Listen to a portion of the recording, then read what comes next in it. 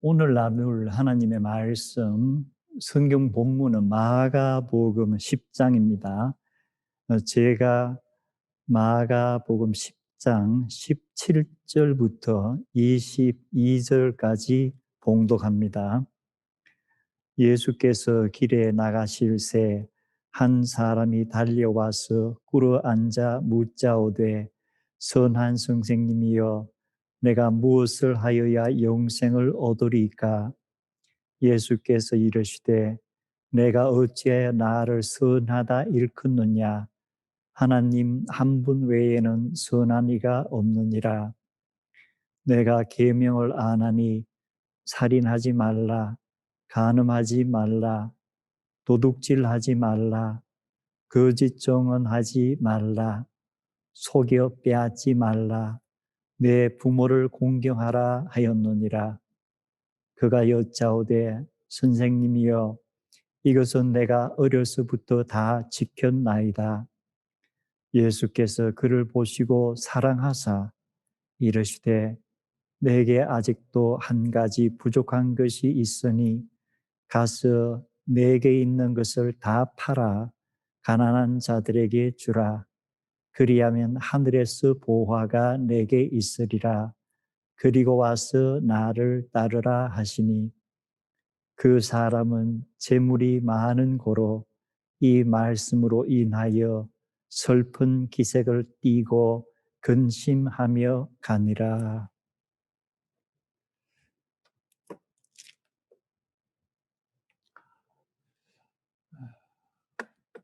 한 2, 3주 전에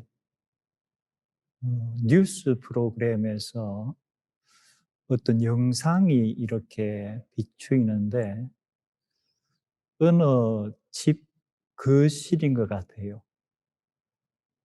아마 그 집 주인인 것 같은 사람의 뒷모습이 보이고 그 사람이 창밖을 내다보는데 그 창이 굉장히 커요. 그 벽 전면이 이렇게 창으로 되어 있고 그 앞에 보이는 전망이 아주 좋았어요. 남산이 쭉 펼쳐져 있고 저 멀리 남산 타워가 보이는 그러한 집입니다. 그리고 또 뉴스 보도가 계속되기를 그 뒷모습이 비쳤던 그 사람이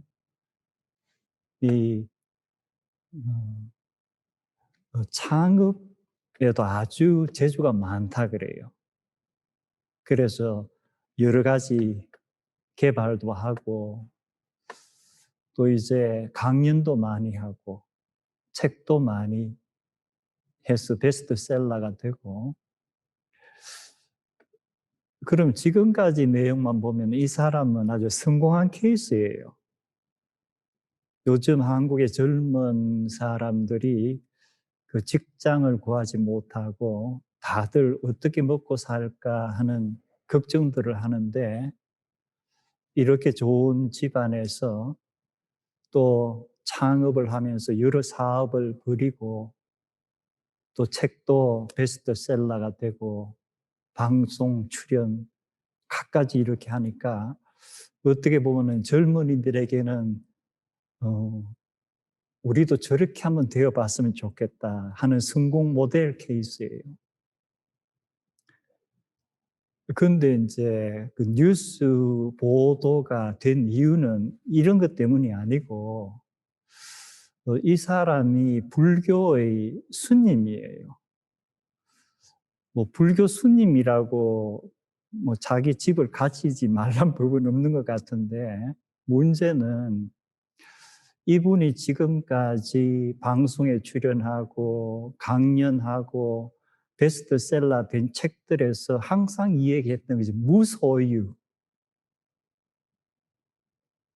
그래서 무소유를 외치면서 책도 베스트셀러가 되고 또 많은 대중들의 존경도 받고 또 종교적인 어떤 멘토로서 젊은이들에게 영향력을 참 가지고 있었는데 이 무소유와 지금 이 사람의 사는 스타일은 너무 다르다. 그래서 뉴스가 되고 일반 여론의 어떤 비난을 받는 것이 결국은 그 사람의 스타일하고 그 사람이 항상 이렇게 주장했던 것이 맞지가 않다. 우리 흔히 언행의 불일치, 그래서 위선적이다 하는 건데, 저는 이렇게 그 뉴스를 보면 생각을 했어요.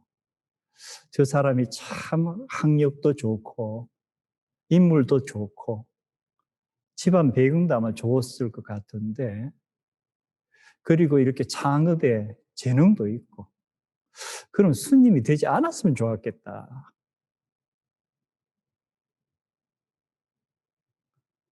그냥 경영의 귀재로서 그런 강연을 했더라면 좋았겠느냐. 설령 스님이 됐더라도 무소유는 좀 얘기를 안 했더라면 좋겠다. 이게 맞지 않으니까 문제가 생기는구나. 부처님의 가르침이라고 하는 행복의 조건에서 무소유, 정확하게는 모든 것을 갖지 말아라는 이 얘기는 아닌 것 같아요.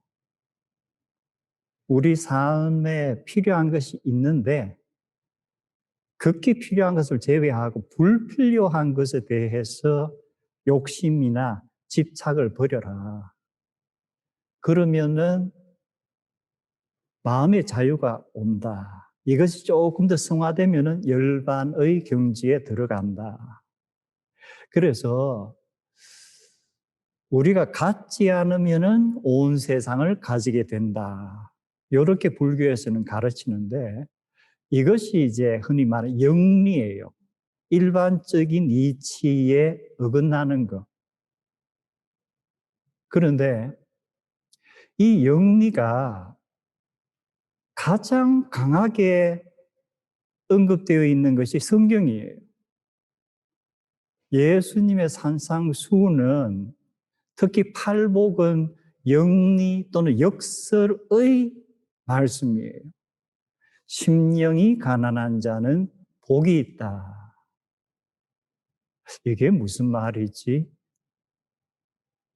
천국이 저희의 것이니라.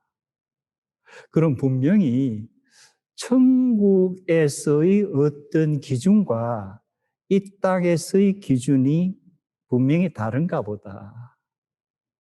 그래서 불교는 우선 이 땅에서도 마음을 비우면은 참 많은 것을 얻는 그러한 평화가 온다는데, 이 성경은 이 땅과 천국 간의 어떤 관계를 이야기하는데, 이 천국의 무엇이 이 땅의 우리의 사고에 들어오면은 우리에게는 역설적인 거예요. 그런데 역설이란 것이 패러독스가 예전에는 모순이라는 단어로 많이 쓰였는데, 이 산상수훈에서 역설은 모순이란 것이 아니고 얼핏 들으면 처음에는 이상하다, 뭐 이런 게 있어, 우리 상식과 안 맞잖아. 그런데 깊이 들여다보고 깨달음이 오면은 뭐예요? 아, 이게 진리인가 보다.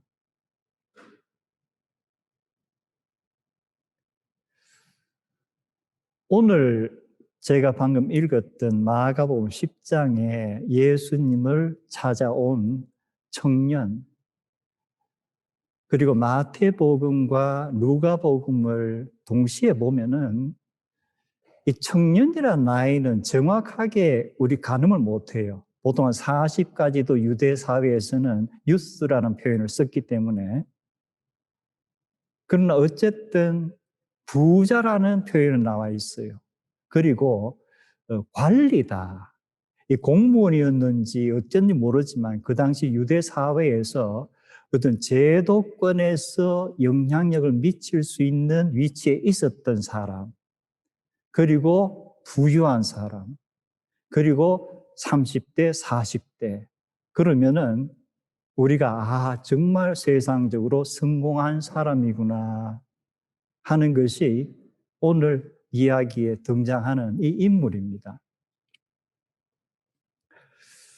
오늘은 제가 이 성경 구절 하나하나에 대해서 강해를 할 계획은 없습니다. 그것은 나중에 우리가 한번 하기로 하고, 오늘 제가 나누고자 하는 것은 2000년 전에 있었던 이 사건이 복음서에 기록이 되고, 그 이후에 2000년을 흘러오면서 많은 사람들이 이 이야기를 읽고 듣고 했었는데, 이 이야기를 중심으로 많은 갑론을박이 나왔어요. 그리고 많은 그 퀘스천들이 나왔어요. 그래서 제가 한 서너 가지만 오늘 아주 중요하기 때문에, 그리고 또 하나는 성경에 기록된 사건들이 2000여 년 동안, 그리고 지금 우리에게도 어떤 영향력을 미치는가, 이것을 우리가 아는 것이 필요할 것 같습니다. 자, 첫 번째는 예수님께서 그 청년에게 뭐라고 말씀하셨죠, 마지막에? 너가 가서 가진 것을 다 팔아서 가난한 사람들에게 주라. 예수님의 의도가 무엇이었을까에 대한 퀘스천이에요. 다 팔아서 가난한 사람에게 주라. 그래서 어떤 사람들은 이제 이 얘기를 합니다. 예수님 이 당시에 이스라엘 그리고 그 지역에 예전에 제가 자료가 있다 그랬죠. 그 자료들을 특히 경제, 사회 자료들을 보니까 공황들이 몇 차례 있었고 빈부 간의 격차가 아주 심했었고 특히 민중들은 너무너무 사는 것이 힘들었다. 그렇다면은 예수님께서 이 청년에게 하신 이 말씀은 무엇이다? 이 사회의 빈부격차가 너무 심한데 이것을 부의 재분배를 통해서 공정한 사회로 개혁을 해야 된다. 는 주장을 이 이야기 속에서 예수님은 의도적으로 하고 계시다는 그런 주장이에요.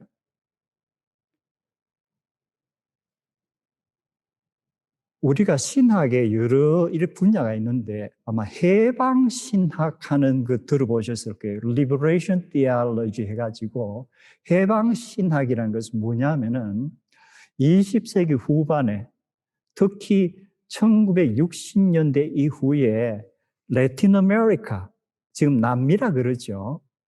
거기에 가톨릭 신학자들과 신부들이 중심이 되어서 나온 신학 체계예요.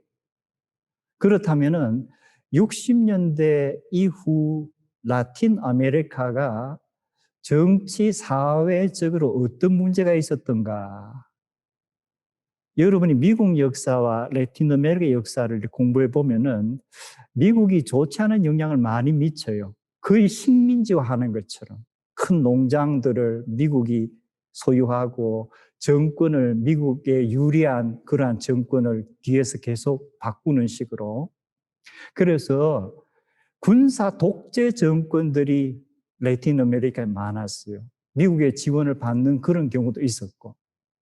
그리고 또한 지주들을 중심으로 경제 계획이 세워지니까 결국은 지주와 군사 독재가 한꺼번에 합쳐가지고 민중을 억압하는 거예요. 민중은 축 짜고 일을 하지만 그들이 크고 먹고 살 정도의, 그리고 어떤 우리가 얘기하는 자유란 것은 거의 없는 상황에서 이 가톨릭 신학자들과 신부들이 교회가 해야 할 일은 무엇이다? 이러한 사회의 개혁에 교회가 앞장을 서야 한다. 그래서 이 민중을 이러한 제도권에서 해방시켜야 한다. 그것이 골자예요. Liberation Theology, 해방신학의. 물론 한국 보수교회에서는 이 해방신학을 아주 위험하게 생각합니다. 그리고 1980년대에 라틴 아메리카에 한 2, 30년간 굉장히 독재 정권이 많이 있다가 군사 정권이 조금씩 무너지면서 민주주의가 이렇게 약간씩 꽃을 피우는데 리버레이션 티올로지가 이 공헌하는 바가 큽니다. 자, 그런데 다른 한편에서 예수님께서 이 젊은이에게 너 재산을 다 팔아서 가난한 사람에게 주라고 하셨을 때에 한 사회의 부의 재분배라든가 어떤 공정사회를 이루시려는 의도로 그 말씀을 하신 것은 아닐 것이다.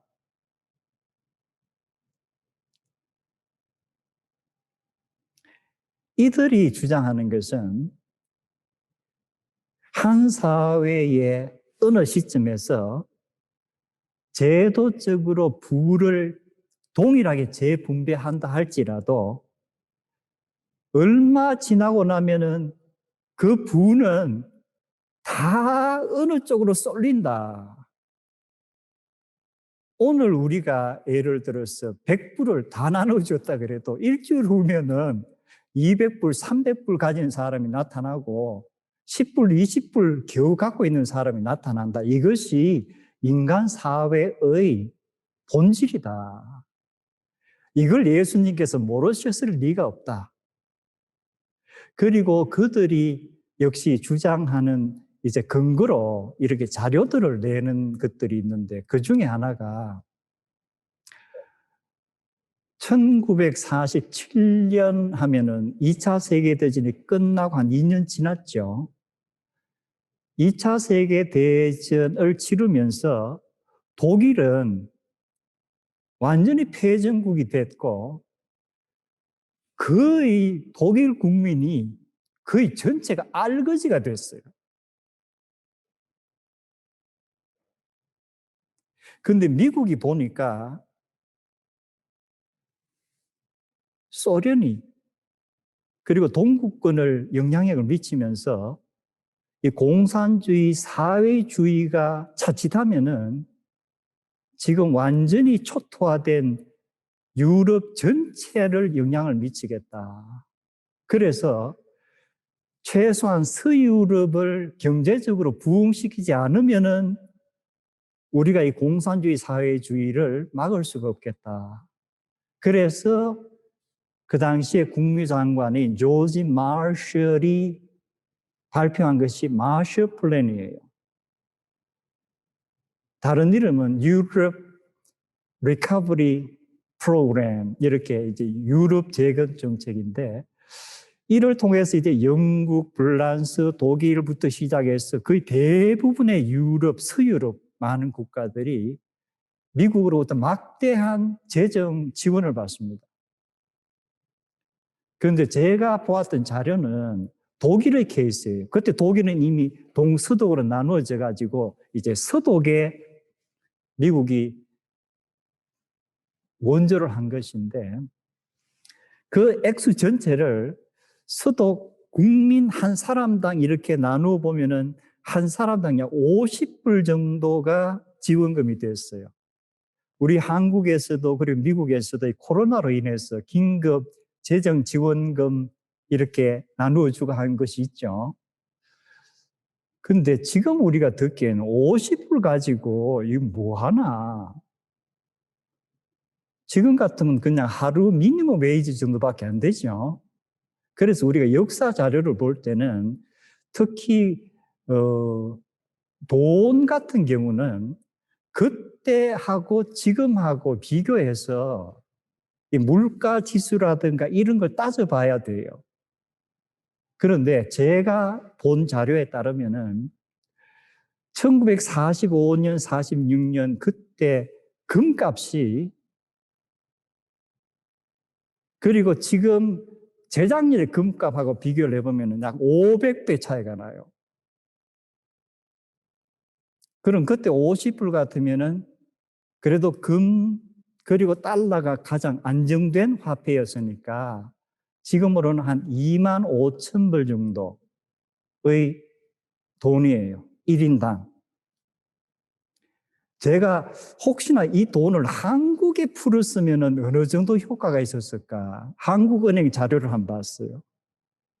매년도가 나와 있지는 않지만 제가 본 한국은행 자료는 1945년 한국이 해방될 때에 10,000원이라는 돈이 있었다면은 그것이 2004년도, 그러니까 60년 동안에 이 45년의 10,000원이 2004년에는 10억 7천만 원인가 이렇게 되어 있어요. 그럼 10,000배 이상 차이가 나는 거예요. 아마 한국의 인플레가 그만큼 심했다고 볼 수도 있죠. 그래서 어쨌든 간에 50불이란 이 1인당 지원금은 굉장히 많은 액수예요. 그런데 이 정책이 실현되고 10년 후에 1957년에 소득의 전체 부를 계산하고 각 국민이 가지고 있는 액수를 쭉 조사를 해보니까 나온 결과는 10년 전에 50불씩을 거의 균등하게 받았는데 10년 후에는 소득 국민의 상위 5%가 소득 전체 돈의 90%를 가지고 있는 거예요. 아마 경제 경영하는 분들은 이 정도 수치는 지금 거의 모든 사회에 굉장히 좀 비슷비슷한 거예요. 상위 몇 프로가 그 나라 재산의 70%, 80%, 90%를 가지고 있다. 이번 코로나 사태 같은 경우도 빈부의 격차가 더 벌어지는 이런 일이 생긴다고 그러죠. 그래서 이 사람들이 주장하는 것은 예수님께서 그런 거 모르실 리가 없다. 재분배를 아무리 시도해도 사회의 어떤 부에 평형하는 것은 있을 수가 없다. 제가 여러 주장들을 읽어보면서 다 일리가 있어요. 정확하게 예수님께서 왜 다 팔아 가난한 사람을 주라 하는 것은 예수님밖에 모르실 거예요. 그런데 제 나름대로 이스라엘에 흰년제라는 게 있어요. 흰년제라는 것은 50년마다 주블리, 모든 사람이 기뻐하는 그런 건데 그게 뭐냐면은 우리가 열왕기 상하 이래 쭉 봐도 빚쟁이란 단어가 나오고 빚으로 의해서 종으로 팔리기도 하고 이런 얘기가 나오죠. 그래서 흰년이라는 것은 내가 이렇게 살다가 누구에게 무엇을 꾸었는데 그것을 이제 갚지 못해서 내 집도 빼앗기고 땅도 빼앗기고 또는 자식도 종으로 빼앗기고 이러는데 50년이 되면 어떻게 다 무상으로 다시금 돌려받는 거예요. 탕감해 주는 거예요. 그러니까 하나님의 어떤 이 선택받은 민족의 그 사회는 최소한 50년마다 한 번씩은 스타팅 라인에서 똑같이 다시 출발해라 하는 이런 의미예요. 그래서 예수님의 이 말씀을 두고 각가지 주장이 나오고 그 주장에 따라서 행동을 하고 행동에 따라서 사회가 변화도 일어나고 또 이에 대해서 그렇지 않다는 해석도 있지만 궁극적으로 하나님께서는 영원한 빈부의 격차는 원치 않으신다. 하나님께서는 최소한 어느 정도까지는 각자의 능력에 따라서 돈도 벌고 모으고 하지만 50년 정도에는 다시금 사람들에게 새 출발할 수 있는 기회를 균등하게 주시는 것이 하나님의 소위 사회 경제 원리인가 보다. 이 토지 공개념 하는 것도 다 여기서 이렇게 비롯이 되는 거예요. 그리고 두 번째로 또 예수님께서 하신 이 말씀에 대해서 많은 의문이 뭐냐면은 그러면 기독교인들은 돈 버는 데 관심을 꺼야 되고 돈 모으는 데 관심을 꺼야 되고 부자가 되는 데서는 전혀 관심을 꺼야 됩니까?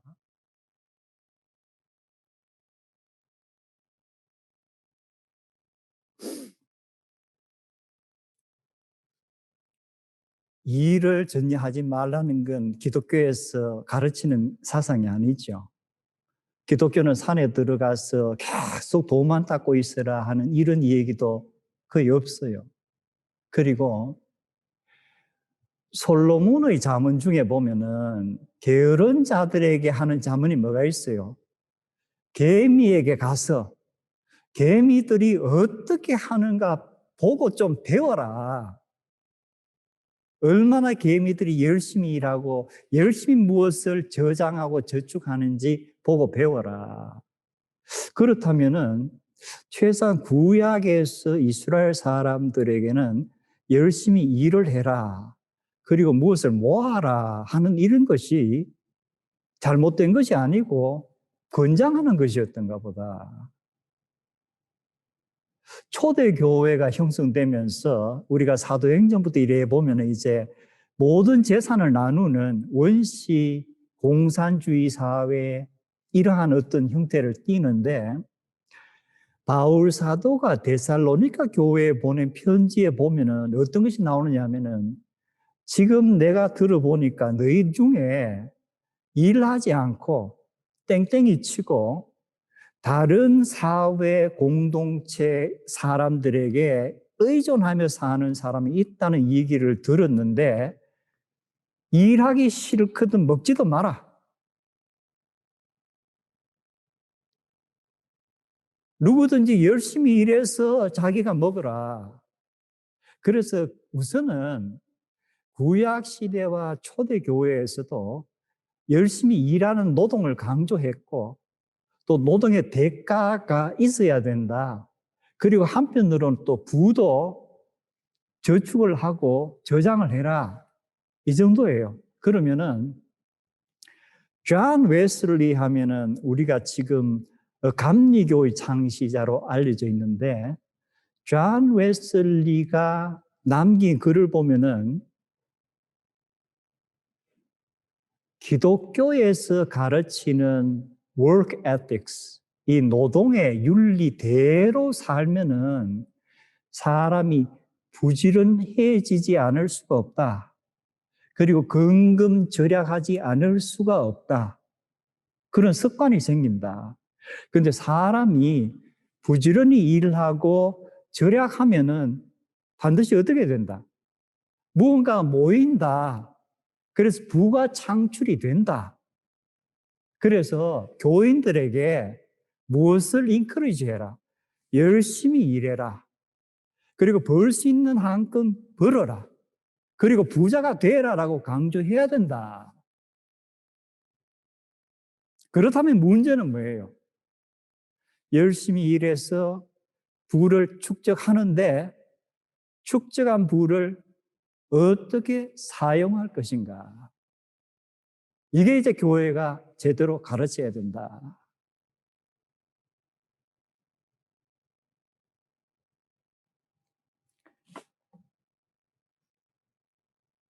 역시 우리가 고민해 봐야 될 문제일 거예요.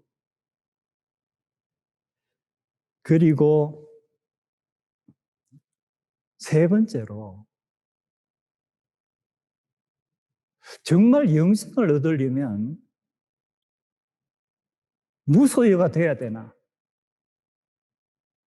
오늘 이 젊은이는 영생을 얻으려면 어떻게 합니까?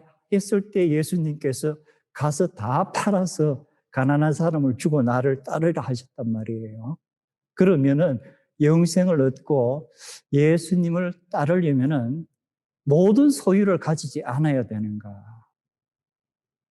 성경에 보면 우리가 복음서에서 베드로, 안드레, 야고보, 요한 바다에서 고기 잡고 있다가 예수님께서 나를 따르라 했을 때 그대로 버려두고 따랐다고 기록이 돼 있죠. 어떤 경우 이제 이 사람들은 자기의 생업을 포기하고 따른 게 확실한 것 같아요. 그리고 또 성경의 마태도 세관에 앉아 있다가 따르라 했을 때 그냥 따랐다. 그래서 어떻게 보면 이 사람들은 자기의 어떤 개인적인 소유를 포기하고 따랐던 사람들이 분명합니다. 그런데 성경에 삭개오라는 인물이 등장을 해요. 삭개오는 세금 거두는 사람들 중에서도 가장, 그걸 뭐라고 그러나? 관세청장인가? 일종의 굉장한 부자였던 것 같아요. 그런데 이 삭개오가 예수님을 만나죠. 그리고 예수님을 집에서 유숙하시게 되면서 삭개오가 예수님께 하는 얘기가 뭐예요? 선생님이여 들으시옵소서. 내 소유의 절반을 가난한 사람들에게 주겠습니다. 그런데 예수님께서 절반은 안 돼. 다 팔아라 하셨습니까? 예수님께서 하신 말씀은 오늘 구원이 이 집에 이르렀도다. 그러면 마가복음의 이 부자 청년에게는 다 팔아. 가난한 사람을 나누어주고 나를 따르라. 그러면 영생을 얻을 것이다는 그러한 의미 아니겠어요? 그런데 삭개오에게는 반만 나누어 주겠다 했는데도 구원이 이 집에 이르렀도다.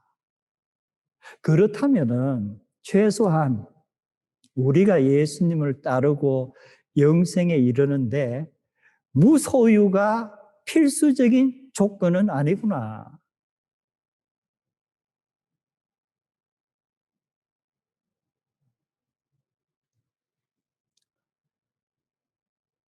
이제 마지막 말씀을 합니다. 공관복음서에 부자 청년의 얘기는 마태, 마가, 누가복음에 다 나옵니다. 삭개오의 얘기는 다 나와야 안 그래요. 삭개오의 얘기는 누가복음에만 나옵니다. 그렇다면은 누가복음을 보면은 부자 청년의 얘기가 나오고 삭개오의 얘기가 나오겠죠. 이 두 개를 보는데 누가가 이 사건을 어떻게 배치를 했는가? 삭개오의 이 얘기는 누가복음 19장이에요. 예수님 생애의 거의 마지막 때예요. 부자 청년의 이 얘기는 누가는 18장에 기록했어요. 그럼 18장, 19장은 바로 옆이에요.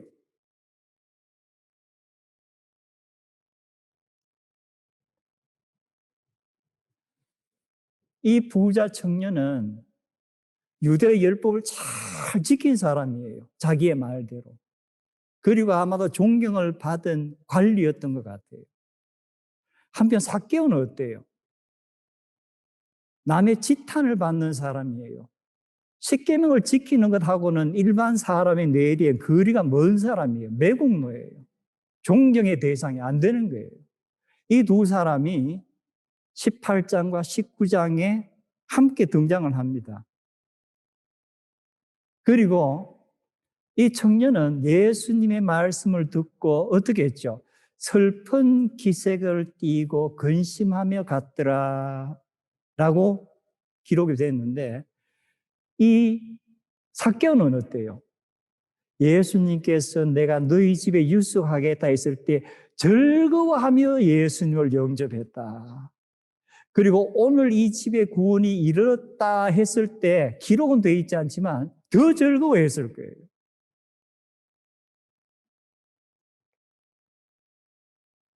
오늘 우리가 이 말씀을 보면서 한 가지 제가 부탁드리고 싶은 것은 빙의라는 단어가 요즘 좀 많이 쓰이죠. 내가 누구의 입장에서 한번 생각해 본다. 저와 우리 교우님들이 이번 한 주간은 이 부자 청년의 입장에서 한번 생각해 보기를 원합니다. 왜냐하면은 마가, 마태, 누가 모두가 슬픈 기색을 하고 갔다는 이야기까지만 돼 있지 그 이후에 이 청년의 삶에 대해서는 언급이 없습니다. 어떻게 됐는가는 퀘스천 마크예요. 그럼 내가 그리고 우리 교우님 한 분 한 분이 이 청년의 입장이라면은 이 순간부터 어떤 선택을 하고 어떤 결정을 하고 어떤 여생을 살게 될까를 한번 전개해 보면 좋겠습니다.